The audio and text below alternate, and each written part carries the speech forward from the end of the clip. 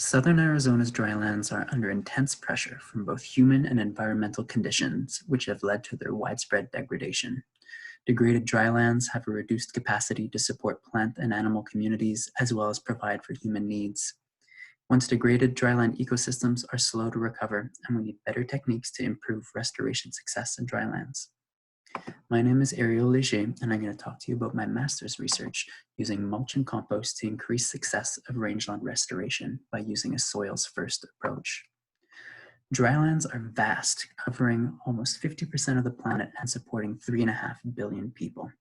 They're also fragile, and a quarter of them are currently degraded. In order to restore them, we must restore soil-based ecosystem processes. Mulch and compost have been shown to be able to do this, but not so much in Arizona. In order to fill this gap, we trialed both mulch, shown on the right, as well as a combination of mulch and compost on the left, and compared their effects to those of seeded and unseeded controls, shown in the middle.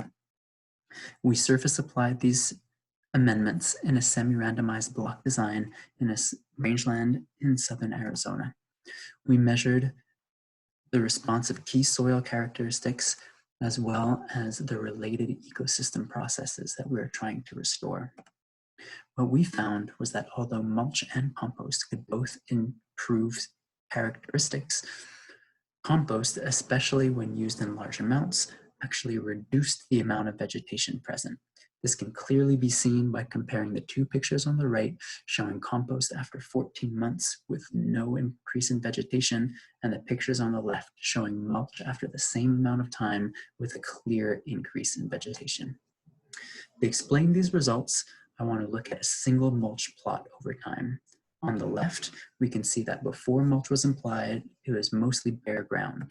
In this context, key nutrients and resources are not being cycled and are leaving the system, maintaining it in a state of degradation.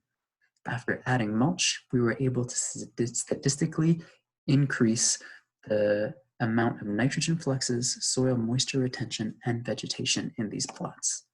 This allowed these plots to hold on to the resources that they needed to increase the amount of vegetation and also to improve key ecosystem processes.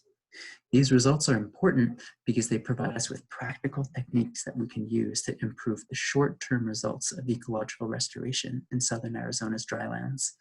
Next steps are to scale field trials in a variety of degraded areas and monitor the results over time.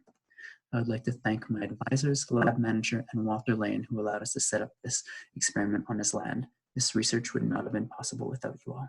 Thank you.